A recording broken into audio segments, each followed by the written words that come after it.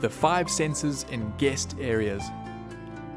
Throughout the course, we'll be looking at details, how to beautifully polish cutlery, the importance of clean, crisp linen, a professional uniform, and an impeccable dining environment.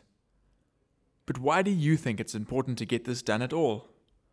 Why not just give the guest the dull cutlery and creased linen and wear an untidy uniform?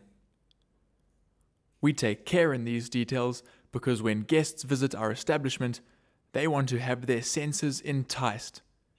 Guests will delight in the sparkle of a crystal glass and feel welcomed by the warmth of a crackling fire.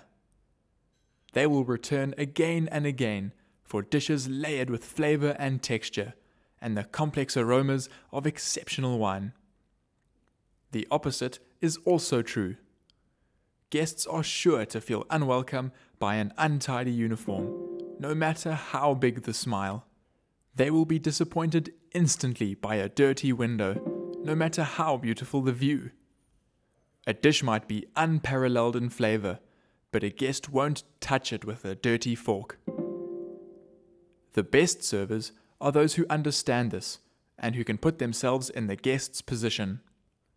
One way to do this is to think in terms of the guest's senses. So in this lesson, we'll be looking at the guest's 5 senses, what each is, and why they're important. Sight, smell, hearing, touch, and taste. Let's begin with sight.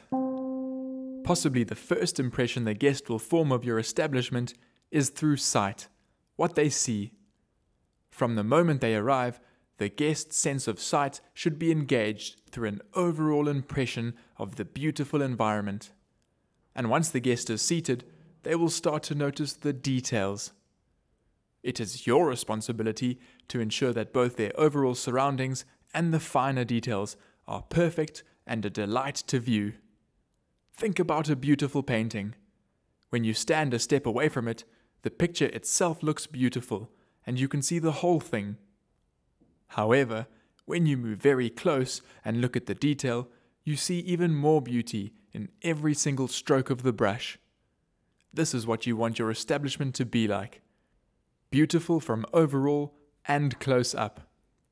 For example, stand back to look at the overall dining area.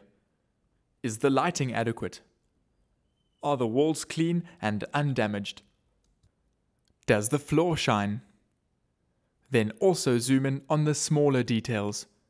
Check that there are no lipstick smudges or fingerprints on glass surfaces. No small spots or stains on fabric. Check that the paintings are not skew. After all, it's these details that make up the whole. Now we move on to smell. Smell is a delicate and subtle sense, and consequently one that is often overlooked. However, it is incredibly important that you put yourself in the guest's position and imagine all the smells they will be experiencing. As you know, there will be the aromas of the dishes and beverages that you present to the guest. But there will also be other pleasant smells. The sweet scent of the flowers on the table, the waxy whiff of burning candles, and the subtle smell of a room that's been beautifully cleaned. On the other hand, there is nothing more unappetizing than an unpleasant smell when eating. While these could be seriously offensive smells, such as animal droppings or paint fumes, they are more often smells that are harder to detect initially, such as a napkin that doesn't smell fresh. Imagine taking a napkin to your mouth only to be met by a foul odor. Other bad smells could be your own body odor or breath. For this reason, ensure that your hygiene is impeccable and check with a colleague if you're unsure of your own freshness. Check for bad smells well before guests are due to arrive. This way, if you do note any unpleasant smells, you have time to locate and fix the problem. Now let's talk about hearing. Sounds may not be something that guests pick up on immediately, but as the meal progresses, noise can become very annoying and disruptive, ruining the whole dining experience. think of the clattering of cutlery or the clashing of plates. But noises won't necessarily be loud and obvious. It might be a squeaky fan, or interactions in the kitchen. It could be waiters walking over wooden floors, or talking with a raised voice. Every effort should be made throughout service to ensure that unnecessary noise is eliminated. Can you please turn that down? This also includes the volume of your voice when speaking to guests and colleagues, and how you move through the dining area. But then, there are also soothing sounds. Music playing gently in the background, the crackling of a fire in winter, or distinctive bird calls when surrounded by nature. These are the types of sounds that guests will enjoy and make them feel welcome. As with the other senses, preparation is key. Before service, put yourself in the guest's shoes and imagine all the things they might be hearing. If you notice something that could bother them, do something about it in advance. Similarly, during service, always use your ears to listen out for things which may be annoying or disturbing your guests. Now comes touch. Touch relates to everything we feel. We feel surfaces with our hands, but remember that we also feel with our whole body.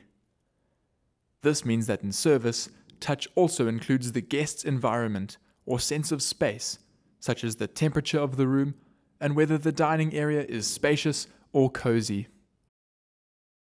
The guest will be touching a number of things at your establishment.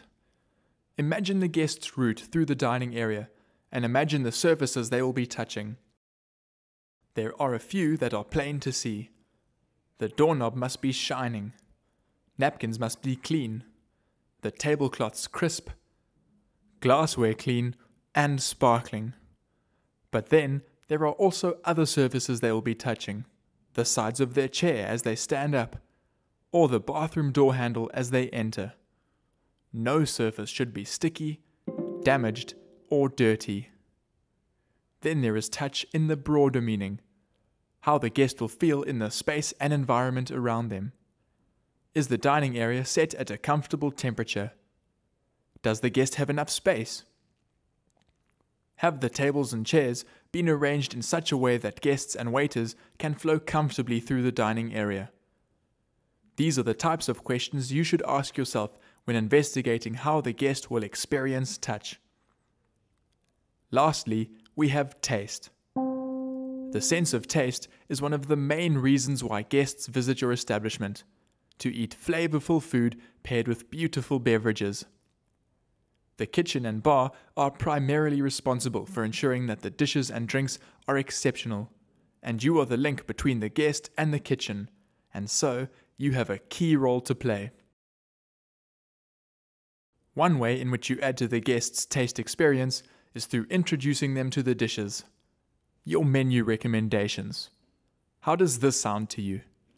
Miss Park, may I recommend the slow-cooked beef tongue with celeriac puree and whole grain mustard. The tongue is cooked for 14 hours, making it soft and tender. The crunch of the mustard contrasts beautifully with the creamy puree. Don't you already have an idea of how the dish will taste? Another key role you play in taste is ensuring that you deliver the guests' dishes promptly and as the chef intended.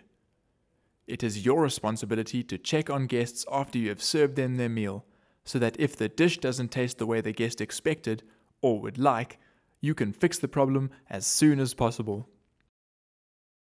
As you can see, appealing to the guest's 5 senses includes a number of different elements of service, from personal hygiene to setting a table, to menu presentations and temperature control. And this also illustrates the approach you should take in serving your guests. It's not just about the job at hand, but also about the bigger picture. To recap, write down the 5 guest senses that you should bear in mind.